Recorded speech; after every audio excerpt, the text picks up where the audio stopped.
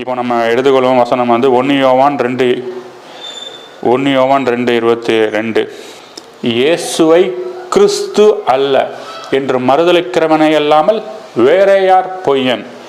பிதாவையும் குமாரனையும் மறுதலிக்கிறவரே அந்த கிறிஸ்து. இப்போ நம்ம எவ்வளோ நாள் என்ன பார்த்தோம்? கிறிஸ்து தான் பிதாங்கிறதுக்கு நான் வசன ஆதாரத்தை காண்பித்து விட்டேன். இப்போ இங்கே இயேசுவை கிறிஸ்து அல்ல அப்படின்னா நம்ம இந்த இடத்துல எப்படி போடணும்னா, இயேசுவை பிதா அல்ல என்று மறுதலிக்கிறவனை அல்லாமல் வேற யார் பொய்யன்? பிதாவையும் குமாரனையும் மறுதலிக்கிறவன் அந்தி கிறிஸ்து. அப்படின்னா இயேசுவை நம்மளுடைய பிதா இல்லை, பிதா இன்னொருத்தர் இருக்காரு, இயேசு சின்ன கடவுள், இயேசுக்கு மேலே இன்னொரு கடவுள் இருக்காருன்னு யார் யார் வந்து கூறுகிறார்களோ அவர்கள் தான் அந்தி கிறிஸ்து என்பதை இந்த வசன ஆதாரத்தோடு நான் பார்த்தோம். என்னுடைய சுய கருத்தாக பேசலை, வசனம் சொல்கிறது தான் நான் சொல்கிறேன். இந்த வசனம் எடுத்துக்கொள்ளுங்கள். 1 யோவான் 2:2 வசனம். அழகான வசனம். இந்த வசனத்தை நம்ம எப்படி லிட்டரலாக வாசிக்கணுங்கிறத நான் உங்களுக்கு லைட்டாக சொல்லித்தரேன். இதை குறித்து ஆழமான காரியங்களை நம்ம வர்ற வீடியோக்கள் வந்து பார்ப்போம். அதாவது இயேசுவை கிறிஸ்து அல்ல என்று மறுதலிக்கிறவனை அல்லாமல் வேற யார் பொய்யன்? பிதாவையும் குமாரனையும் மறுதலிக்கிறவனே அந்தி கிறிஸ்து. இப்போ இந்த இடத்துல வந்து குமாரனைன்னு பார்க்கும்போது வந்து இந்த இடத்துல வந்து நம்ம வந்து அதை நம்மளை போடணும்.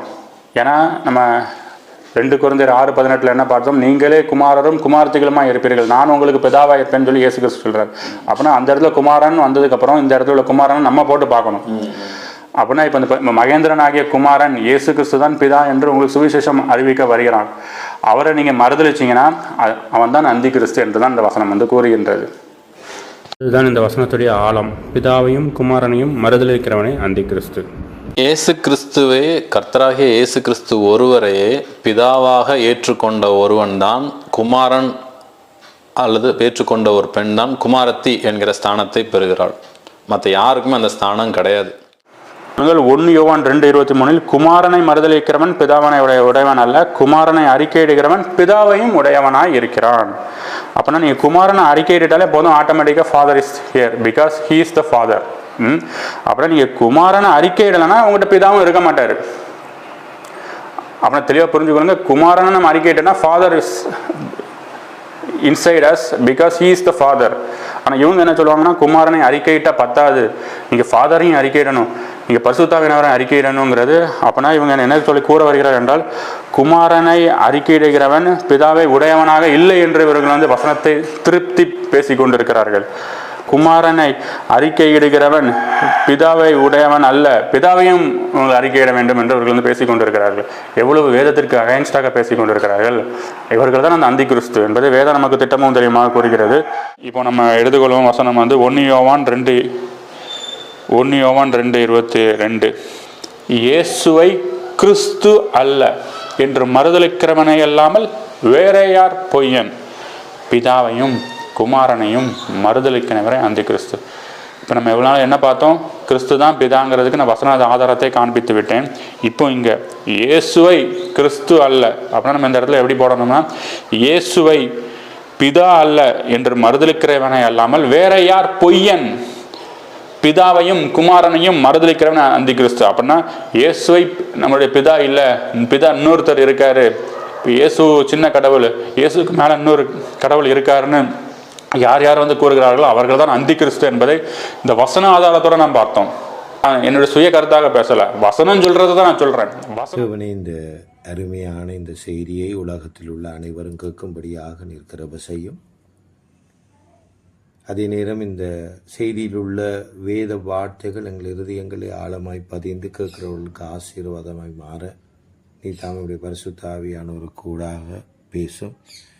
எல்லா காரியத்தையும் உடைய கரத்தில் ஒப்புக் கொடுக்கிறோம். எங்கள் சித்தம் அல்ல, சித்தமே நிறைவேறும் என்ற விசுவாசத்தோடு எங்களுக்காக கல்வாரி மட்டும் சில சுமிச்ச இயேசு கிறிஸ்துவின் இனிய நாமத்தினாலே கேட்கிறேன் நல்ல பிதாவே, ஆமென். சகோதரன் ஆஸ்டின் அவர்களும் சகோதரன் மகேந்திரன் அவர்களும் 1 யோவான் 2:22-23 எடுத்து நான் இப்பொழுது உங்களுக்கு அதை வாசித்து காட்டுகிறேன். இயேசுவை கிறிஸ்து அல்ல என்று மறுதலிக்கிறவனே அல்லாமல் வேறு யார் பொய்யன்? பிதாவையும் குமாரனையும் மறுதலிக்கிறவனே அந்தி கிறிஸ்து.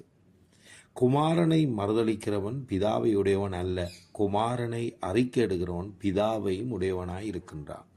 இந்த இடத்திலே சொல்லப்பட்ட குமாரர் என்று சொல்வது தாங்கள் என்றும், அதை எப்படி லிட்ரலாக விளங்கி கொள்ளலாம் அதை தான் வாசிக்காதனுடைய முறையை சொல்லித்தாரார் என்றும், குமாரனிடத்திலே நம்மை போட வேணும் என்றும் 2 கொரிந்தியர் 6:18 காட்டி, இதுதான் இந்த வசனத்தின் ஆழம் என்றும், இயேசுவை பிதா என்று ஏற்றுக்கொண்டவர்களுக்குத்தான் குமாரனாக முடியும் என்றும் இவர்கள் விளக்கம் அளித்திருந்தார்கள்.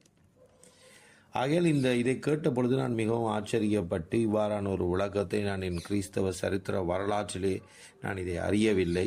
இதை யெகோவான் சாட்சிகள் கூட இவ்வாறு கூறுவதில்லை. அப்படி இருக்கும் பொழுது இதனுடைய விளக்கம் என்னென்று இவர்கள் கூறுகிறார்கள் என்று நான் திகப்படைந்தேன். ஆனால் மிக அண்மை காலத்திலே அந்த குமாரன் என்று சொல்வது இயேசுவைத்தான் என்று ஏற்றுக்கொண்டு அவர் ஒரு வீடியோவை வெளியிட்டிருந்தார். அதை பார்த்த பொழுது நான் இன்னமும் ஆச்சரியப்பட்டேன். இவ்வளவு தெளிவாக அது தங்களுக்குத்தான் பொருந்தும் என்று சொன்ன அவர் இப்பொழுது அது இயேசுவுக்கு பொருந்தும் என்று கூறுகிறார். இதே போலதான் அவர்கள் இந்த வேதத்தில் உள்ள அநேக வார்த்தைகளை திரிவடைய வச்சு அதனுடைய விளக்கத்தை மாற்றி, விசேஷமாக இயேசு கிறிஸ்துவுக்கு வருகின்ற குமாரன்ற பதங்கள் எல்லாவற்றையும் தங்களுக்கென்று அவர்கள் வாசிக்கிறார்கள்.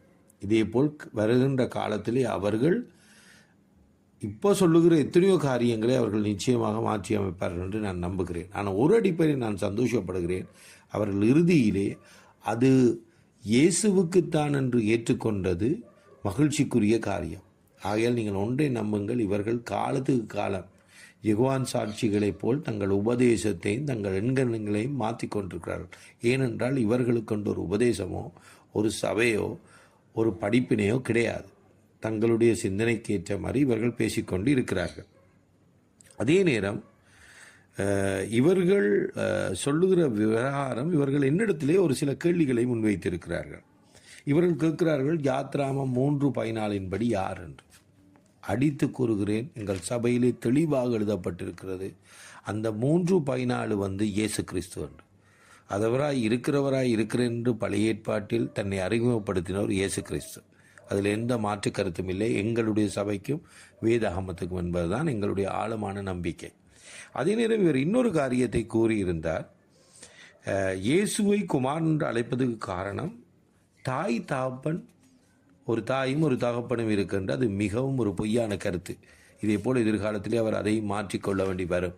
அதுக்கு காரணம் என்னென்று சொன்னால், வேதம் திட்டத் தெளிவாக சொல்லுகின்றது, இயேசுக்கு ஒரு தகப்பன் இல்லை என்று. அவர் பரிசுத்த ஆவியினால் தான் இந்த உலகத்திலே பிறந்திருக்கிறார். இதை நாங்கள் மட்டுமில்லை, இஸ்லாமியர்கள் நம்புகிறார்கள். அப்படியான ஒரு ஆழமான காரியம் இருக்கும் பொழுது அவர் தனக்குத்தானே குமாரனாகவும் தனக்குத்தானே பிதாவாகவும் இருக்கிறார் என்று உலகத்திலே அங்கீகரிக்கப்படாத ஒரு பொய்யை இவர்கள் கூற முயற்சிக்கிறார்கள். ஆனால் இதற்கு வேத வசன ஆதாரம் இவர்களிடத்தில் இல்லை. இவர்கள் மன எண்ணங்களின்படி தங்களுக்கு விளக்கம் அளிக்கிறார்கள். இவ்வளவு காலம் பிதா பிதா என்று கூறிக்கொண்டிருந்தவர்கள் இப்பொழுது குமாரன் என்று அழைப்பதற்கான காரணத்தை இவ்வளவு தூரம் தள்ளி சொல்ல வேண்டிய அவசியம் இல்லை. அவர்கள் ஆரம்பத்திலேயே அவரை குமாரன் என்று சொல்லப்பட்டிருக்கு, அதற்குரிய காரணம் இதுதான் என்று சொல்லி இருக்கலாம்.